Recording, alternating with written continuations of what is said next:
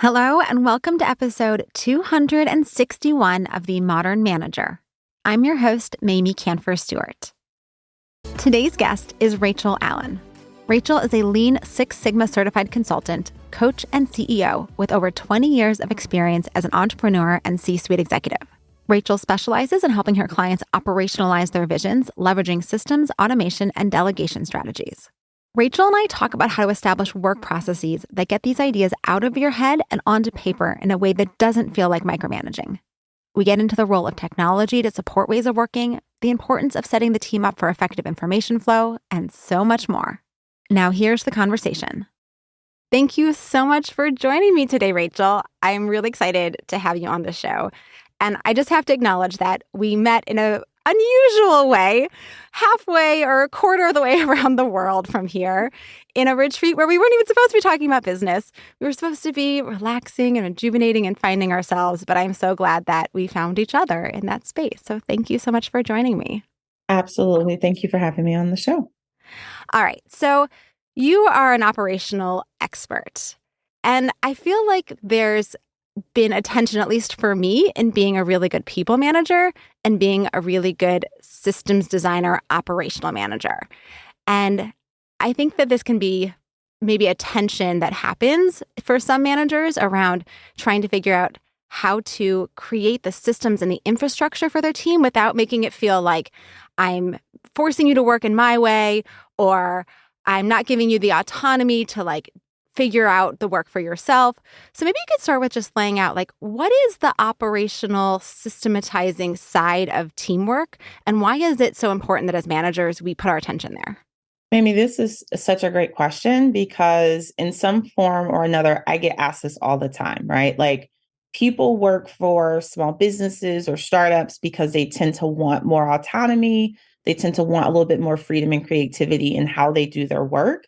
But typically what allows even a small startup or small business to work is some of the structure that we do see in corporate America. And so that tension is real because as managers, we're always trying to find ways to allow people to do their best work and show up as their whole selves inside a structure that says we still need accountability. We still have to track metrics and data. And so there's always this rub from people who are like, how do I get the output and the results from my team without making them feel stifled because of processes and procedures, right? And so in a lot of ways, that's exactly why people call my team, is to help them build some of that internal infrastructure in a way that helps the internal parts of their businesses run, right? And our clients are everything from startups to large nonprofits to large organizations. Everybody needs the same thing. But I honestly will tell you that's really the $1 million question for us, which is what's the right amount of organizational infrastructure that still allows people to do their best work and feel good about that work. Do you have a way of assessing what that right level is? Because I feel like that's, as you just said, that's the $1 million question, is we want just enough structure so that we can be efficient and we can have accountability, but not so much as it becomes bureaucracy and burden. So how do you even figure that out as to what kind of structure or how much structure or how much process you really need so that you can get to that sweet spot?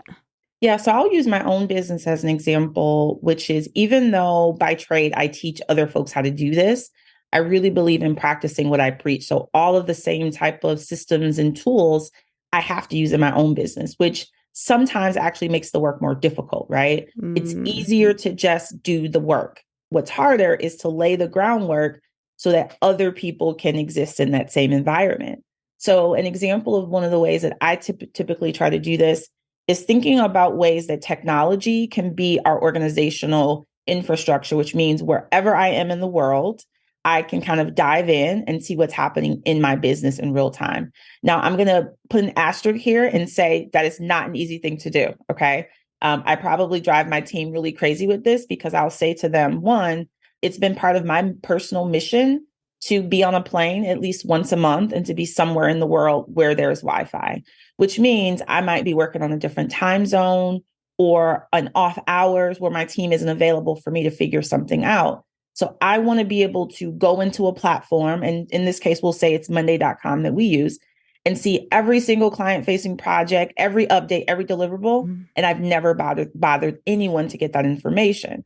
And so why that's important is because in building these teams, I've had to give them a sense of this is how I want the work to go. This is where I want the work to live and where I want to find it. Now, how they do that work, when they get it done, that's all on them. But at least having kind of a repository or a place where any of us on the team can kind of take a snapshot of, if someone's stuck, if they're having a roadblock.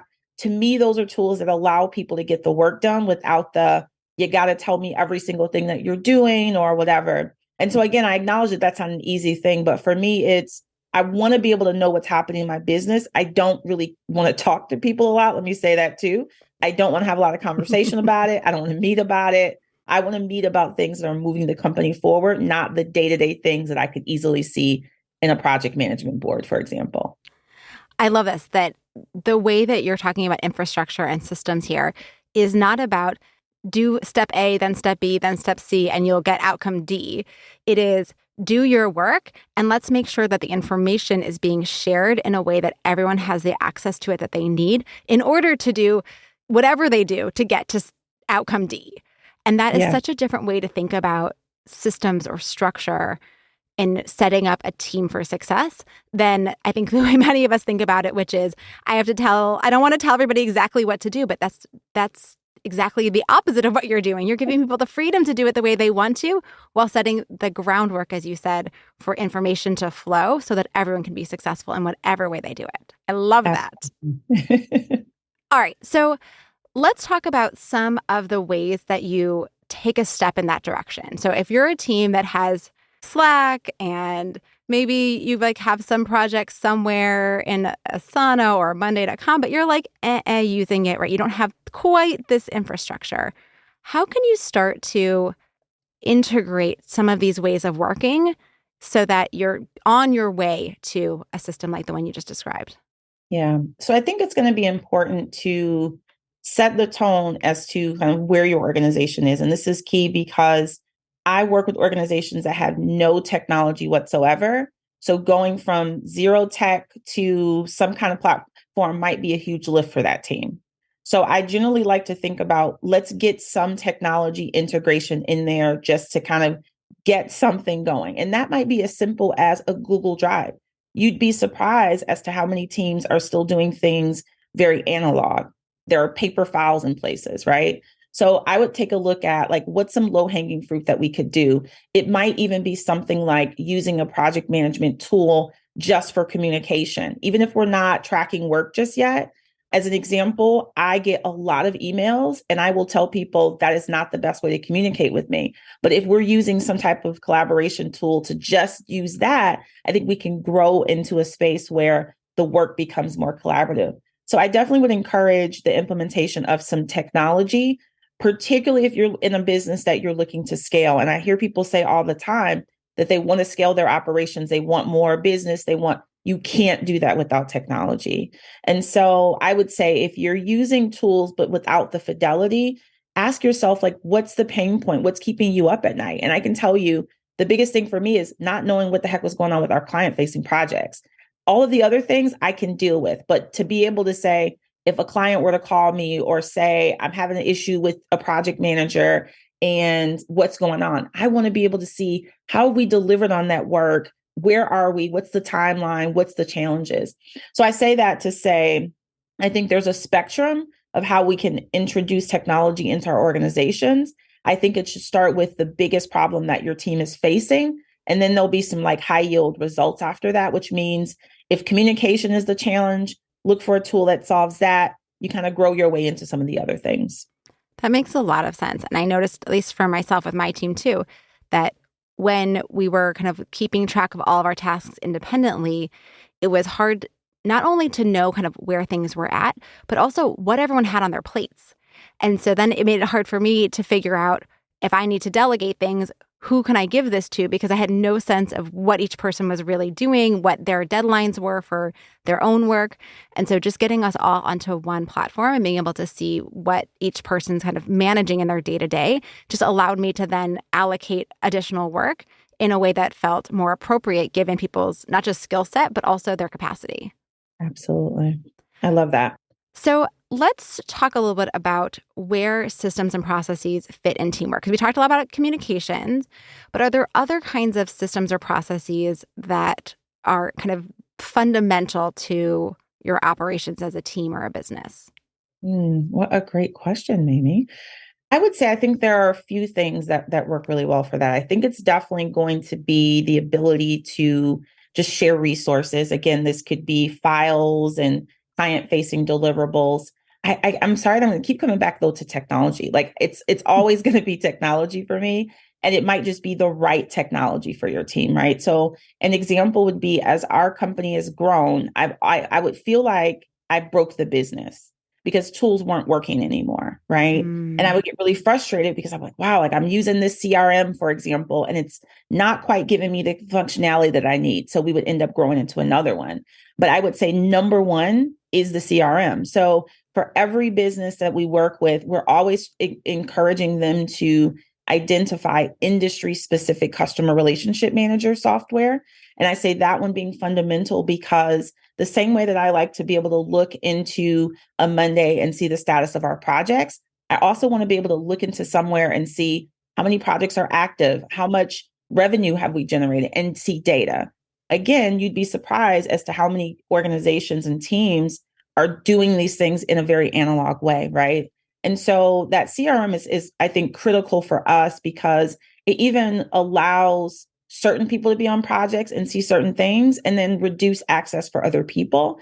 But I would say for us, that's been probably like the heartbeat of our organization is trying to find the right kind of like one-stop shop tools where we can quickly go in and just see a high level overview of the organization. And then that project management takes us on a more granular level with client facing work. Yeah, that makes sense.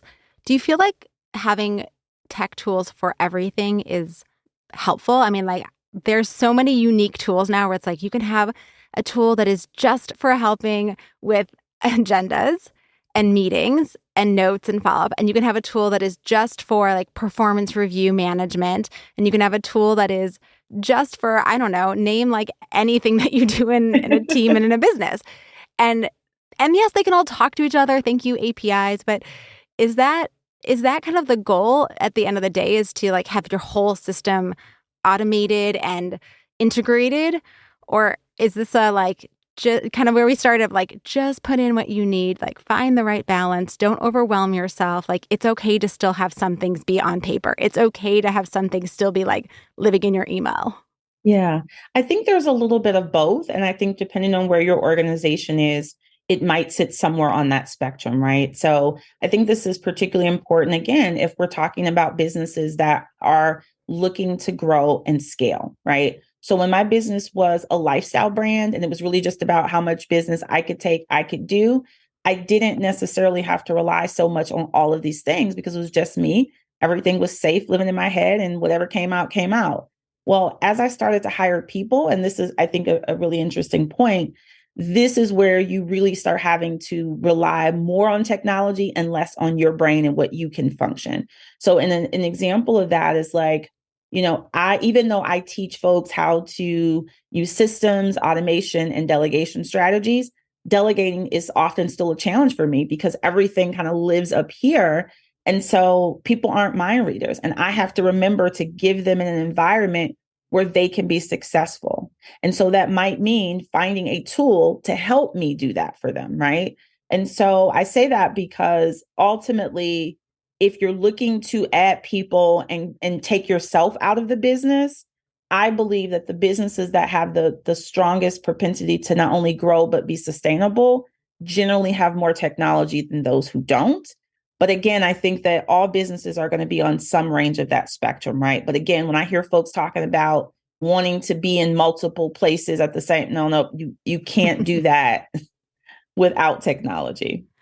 Yeah. And you just mentioned another kind of key factor of technology, which is automation.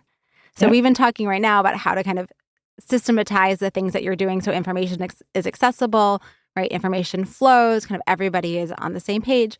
But then there's the whole value of technology for streamlining and taking out some of those steps. Can you talk a little bit about how technology can help with the automation side, and where are some of the places that that's so important? Yeah. So I really love this because this is also a place that we support our clients in a way that we get them thinking about their work a little bit differently. So I'll give you an example. In a recent client facing project, they were ramping up in some of their HR and recruitment efforts, but their recruitment process has not been, there's no technology in it. I'll say that. And so we try to think about everything from what's the first step of that process, which might be someone or a candidate going to your website. We as a society are accustomed to seeing automation in real life. We expect it. We think that it's going to be everywhere. So if we go to an organization and we fill out a job application, we expect for that to be a digital process, right? And so I use this as an example because wherever there is still room for human effort and or the automation and the AI technology can do something quicker, faster, and easier, we should be looking for those types of tools. And this is important as it relates to being competitive. So in operations school, where we teach our entrepreneurs some of these same concepts, we teach them that if you are the boutique that is still doing things manually and people can't order online, you're losing business to the person next door to you who is doing things using Shopify and is in people's inbox every morning, right? And so again, I think that automation is like the next level of systems because you can't build automation without there being some technology to build upon it. But I really think that that's what I think is the wave of the future. And I've been saying that for a few years. And so I can tell you, like, I love ChatGPT. I use it to write proposals. Anything that I have to use that causes me to write, I start with technology because it helps me be more efficient, helps get my thoughts out. So again, I think that just the way that business is moving so fast, we have to stay ahead of the trends and figure out what are other people doing with technology and how do we make sure that we're replicating some of that in our own businesses. Yeah, that makes so much sense that like we cannot fall behind because one, we're losing out on business. And two, I feel like there's a whole generation of younger folks coming up who are not going to put up with work environments where there's no tech, where things aren't automated, and we don't have these kind of natural systems in place that they expect to be there. And not only for young people, but I feel like young people in particular are kind of expecting this in our workplaces. And if we're not able to convert into those systems, then we're going to be in big trouble. Yeah, I'm going to take that a step further and say that as younger people are starting businesses, they're coming to the table with a technology mindset, which means Yes. they're already solving problems in a way that integrates technology. And so I do think that it's important that even if that's not something that you're comfortable with, there might be someone on your team who does that in their sleep, right? And so that person might be the right person to set up your project management boards or your Trello boards or whatever it is that you all are using.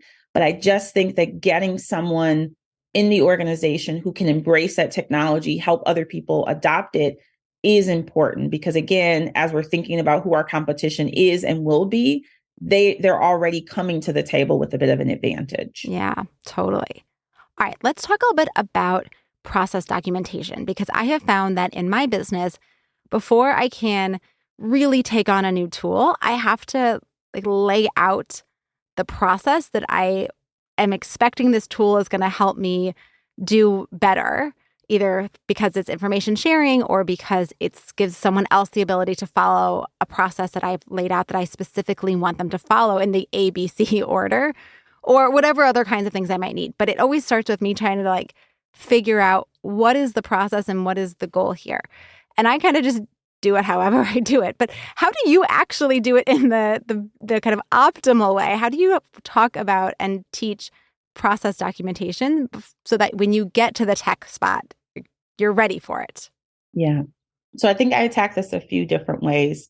One, I'm going to agree with you that it starts with you as being the leader of your team, understanding how that technology is meant to work and how you anticipate it working in your organization. So I think that's typically why it's important for, as a leader of a team, to know that yourself, right? I would say the other thing here is I tend to have a bit of an unorthodox approach, even though I'm a systems leader. I am also very intuitive and I love technology that feels intuitive. So I'm even the kind of person that typically will use a platform without reading the documentation and figure out if I can use it. And if I can't figure it out within like a few minutes, it's not the right tool for me. Because my thought process is once I read the documentation, so after using it, I read the documentation then, because now that I've used it, I have a better understanding of what they're talking about. But if I can't figure something out in a few minutes, I don't expect my team to be able to. So that's typically why I've sourced through almost every tool in the market, including Asana, Monday, Trello, Airtable, whatever it is. I've tried it because my thing is almost like, can a fifth grader use this? Is it so simple that you can drag and drop or move something and it works? If it's too complicated beyond that, I typically won't use it. So I say that to say, while it's important to understand how you want that tool to be utilized, I think what's equally important is it easy to use? And so I can give you an example. We use, I'll say an unnamed, very large CRM tool that's supposed to be so robust, it can send a rocket to the moon. And it was so big and clunky, we couldn't even figure out how to use it. And I was like, I will never let my team use this because they'll never use it, right? So I'm always looking for something that says, but can I easily do this without having to read a bunch of process maps to tell me how to use it? That's usually the kind of technology I tend to lean towards, particularly because I recognize that my technical acumen is a bit deeper than most. So if it's hard for me to use, I don't expect a layperson to be able to use it. That makes a lot of sense. Do you do any kind of pre-work then? Like once you've decided on a tool to say, all right, before I go in and start setting up all the labels and all the things that you have to do to set up a new tool, do you do that on paper? Do you do it on a mind map? Do you just tell people like, do it however you do it? Like, how do you make sure that you don't start from a random place where you get kind of mess up your tool before you even start using your tool? No, this is really good. And I would definitely say that there is, I think, an approach that I tend to use internally with my own team and my own tools, and then a process that we would use in a client-facing situation. Because essentially, this is exactly why people hire us, which is we're typically introducing new technology. We're teaching people who have never used something how to do something, how to use it. And so I'd say the process is definitely in that case, it's analog, right? So we're typically bringing someone from a paper and pencil environment to technology. So I typically may pull something like that together, which is a document, a process map that shows you're going to do this, you're going to do it this way. In some organizations, it might be a checklist. I will definitely say the tool is usually visual. And I also default to the fact that I'm also a visual learner. So I tend to say that because as being neurodivergent, I need a couple different ways to be able to process information that's coming to me. So I try to think about things from a similar lens, which is if I'm telling this person how to use it, they might not understand.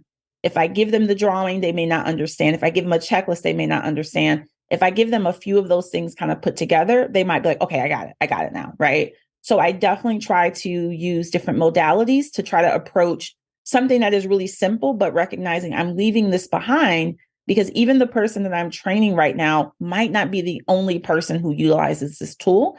So I try to make sure that the information that we're presenting is something that a year from now, a person without that same level of context or training can look right back to that document or that file and be like, okay, so this is how I make a project management board.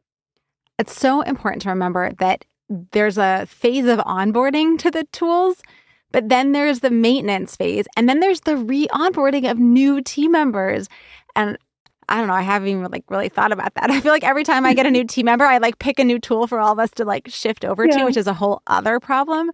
We can talk about that in a second, but that we need to also figure out whatever those kind of startup documents are so that as new team members come on, we can help them onboard appropriately. Because when they come in, they're not seeing a system that's just getting started. They're seeing a really robust system that probably has a lot of stuff in there that they now have to navigate. So good note to self to remember to support the onboarding in that way. All right, let's shift gears and talk about the problem I just mentioned, which is I love technology tools so much that I'm constantly looking for a better one.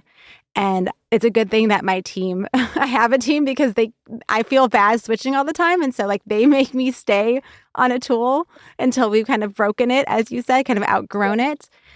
But what do you do if you're kind of always dissatisfied with your tools, and you kind of are like, I know this could be better. I know if only A could talk to B, or if only it had this other feature. And so you're that kind of person that is always looking for, there's got to be a better tool for this. And you want to like shift around and jump ship from one tool to another. What are some of the things that are like, when is the right time, I should say, actually? Like, when is the right time to make that leap? And when is it just, yeah, no tool is ever going to be perfect. So just stick with what you have and let people really like use it and get settled with it, because every time you make a shift, right, it's disruptive. So how do we know when it's time? This is so good. I would say, because I run multiple businesses, each business has its own set of tools that are unique to it. And as an example, we operate a really dynamic, like co-working space, event rental space.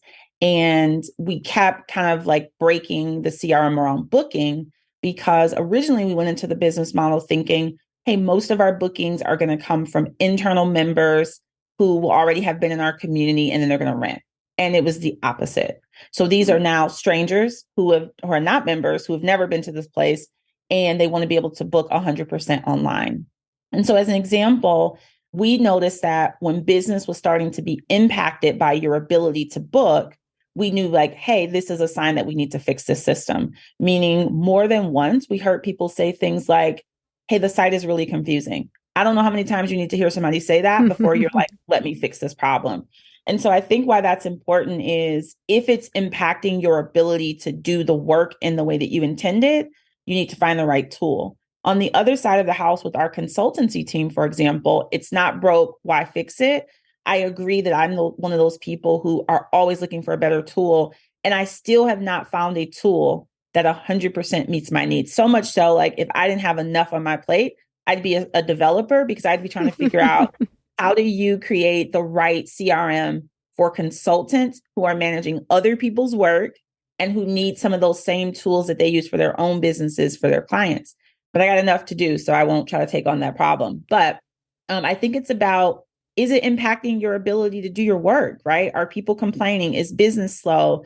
Or are you seeing a direct impact from it? When we had this other system, this is what booking looked like, or what our sales look like. And now it's something different.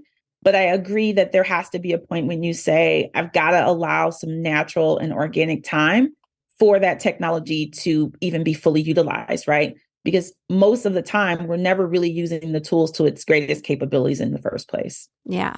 Yeah. And it sounds like there's a bit of us adapting to a tool and the tool like adapting to us. And that we need to figure out, how does this tool do its work? And then how can we work with it to get what we need out of it? And then at the point where it's no longer capable, that's the time to switch. And just because we don't like something about it, it's not maybe enough to push us to make a big shift. Yeah, I agree. I've got a CRM right now that there's a feature about it. Like, I hate that when I send an email to the client in the dashboard, everybody on that project gets it. I'm like, this is ridiculous. It makes me feel like I want to go and get a whole new system because of that one problem. But in reality, I'm like, let's just use the system. You've given this a shot. Let's really, if that's one thing that you got to like gripe about, sure. So I'm agreeing. I have yet to find just one tool that meets all of my needs. And I'd probably try everything on the market. I think that's safe to say. Yeah. Well, and it's probably true too that what I need out of the tool, even with my team, might be different from how somebody else wants the tool to function, or prefers a different kind of layout or visual display of information. And so even one tool probably is never going to meet all the needs of all the people on that team, even when you're all doing similar work together. So yeah, we should not expect too much of our tools, and don't drive our teams crazy by switching tools every 3 months. Not guilty over here. All right. Well, we are coming to the end of our time together, Racheal. So can you tell us about a great manager that you worked for and what made this person such a fantastic boss? Yeah. So I would say, oh gosh, almost about 10 years ago, I had the opportunity to kind of join a charter school district that was growing and emerging. And their chief operating officer found me and offered me the position. And I got to tell you, what was really great about this manager from our very first set of interactions was that I think they saw a lot of potential in me. and gave me the room to kind of develop in the way that I wanted to be developed, which is different than I think in a lot of organizations. As leaders, we see potential in people and we want them to develop into the person we want them to become, right?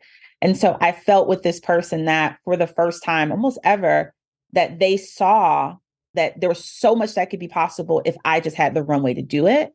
And I think that's great for me in terms of like working with men. Most of my bosses have always been men. And so that dynamic is difficult, right? When you're trying to identify who you are and like what's ahead of you, and people put limits on that. And so Michael Gall in this example was someone who did not put limits on that. And in fact, encouraged me to expand my horizons. I'll even share, I've done most of my work in Detroit. And he was the first person to say, when you are ready to leave Michigan, the world is yours. It had never occurred to me that the work that I was doing would be valuable outside of Detroit, Michigan. And maybe I now do work all over the world. And so I think just having someone like that spark to say, hey, that someone can pay you this amount of money. And I'll never forget him telling me about the kind of opportunities that could be awaiting me. And I remember thinking, somebody will pay me that kind of money to do this. And in fact, no, they'll pay you more. And so we've always stayed in touch and kind of stayed connected through the years. But I just think it's so great to just have someone who allows you to see what's possible without trying to lay the groundwork and tell you, exactly who it is that you need to become. Oh, so beautiful and inspiring. Love it. Love that. And where can people learn more about you and keep up with your work? Yeah, I can be reached at rachealallen.com. That is a non-traditional spelling of Racheal. It's Racheal. And I can be also reached at info@rachealallen.com. Well, thank you again for coming on the show and for sharing such fabulous insights on how we can create some systems and processes in our teams that will help us be more effective and grow our businesses and grow our teams. Thank you for having me, Mamie. Racheal is going to hold a workshop just for patron members of the Modern Manager, which includes all members of the Skills Accelerator. This workshop, Multiplying Your Time, is based on the book Procrastinate on Purpose by Rory Vaden. And during this workshop, Racheal will review the focus funnel to help you eliminate, automate, delegate, procrastinate, and concentrate. To join this workshop, you must be a patron level member. Also, all members get to hear the extended interview with Racheal, where we talk about how to support your team to adopt new software tools and build the habits to sustain it so that your whole team gets the benefits that you're aiming for. To become a member, go to themodernmanager.com/join. And if you work for a government or nonprofit agency, you get 20% off of any membership level. All the links are in the show notes, and they can be delivered to your inbox when you subscribe to my newsletter. Find that at themodernmanager.com. Thanks again for listening. Until next time. Meetings are one of the most critical components of healthy collaboration, and teams are at the heart of how we work. Meteor helps you use your time in meetings productively, build healthy relationships with your colleagues, and move work forward. To learn how we do it, visit meteor.com. That's MEETEOR.com. You've been listening to The Modern Manager. You're already becoming a rockstar boss of a thriving team, I can tell. To ensure you never miss an episode, subscribe to the show in your favorite podcast player and join the mailing list at mamieks.com/podcast. That's MAMIEKS.com/podcast to get show notes and other special content delivered directly to your inbox. Thank you so much for listening. Until next time.